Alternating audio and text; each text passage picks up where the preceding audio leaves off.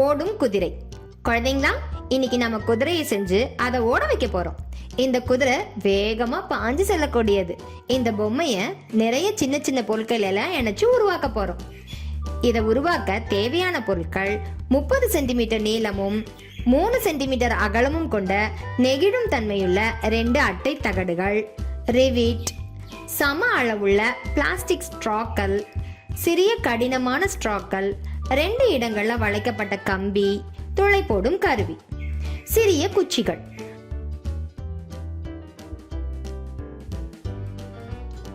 முதல்ல ஒரு ஸ்ட்ராவை எடுத்து அதை துளையிடும் கருவியை வச்சு ஒரு முறை துளை போட்டுக்கணும்.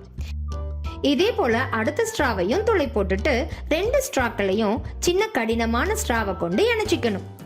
இந்த சின்ன ஸ்ட்ரா நகராம இருக்க 2 முனைகள்லையும் 2 ரிவிட் போட்டு திருகிக்கணும். இப்ப பாருங்க, பசைய தடவாமலேயே 2 ஸ்ட்ராக்களையும் இணைச்சிட்டோம். இப்போ இந்த 2 ஸ்ட்ராக்களும் இயல்பா சுழல ஆரம்பிக்குது. படத்துல காட்டுனது போல ஒரு அடிப்படையான அமைப்பை உருவாக்கிக்கணும். இந்த அமைப்பை 2 அட்டை தகடுகளின் ஒரு பக்கத்துல பொருத்துங்க.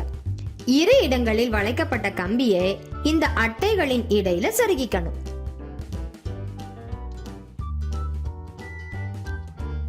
இப்போ இந்த கம்பியை சுழற்றும் போது குதிரையின் கால்கள் நகர்வதை பார்க்கலாம்.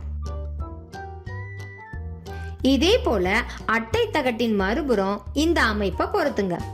இப்ப பாருங்க, நமக்கு முழுசா ஒரு குதிரை கிடைச்சிருச்சு. நீங்க கம்பியை சுழற்றும் போது குதிரை முன்னோக்கி நகர்வதை பார்க்கலாம். இந்த அமைப்பு இயங்குறது எவ்வளவு அழகா இருக்குல்ல குழந்தைங்களா? இதை உருவாக்க நம்ம கிட்ட சாதாரண பொருட்கள் இருந்தாலே போதும். இந்த குதிரை ஓடுறது எவ்வளவு அழகா கம்பீரமா இருக்கு பாத்தீங்களா? இத்தகைய பயிற்சியை மேற்கொள்வதன் மூலமா எளிய பொருட்களை கொண்டு நம் படைப்பாற்றல் திறனை நாமே வளர்த்து கொள்ளலாம்.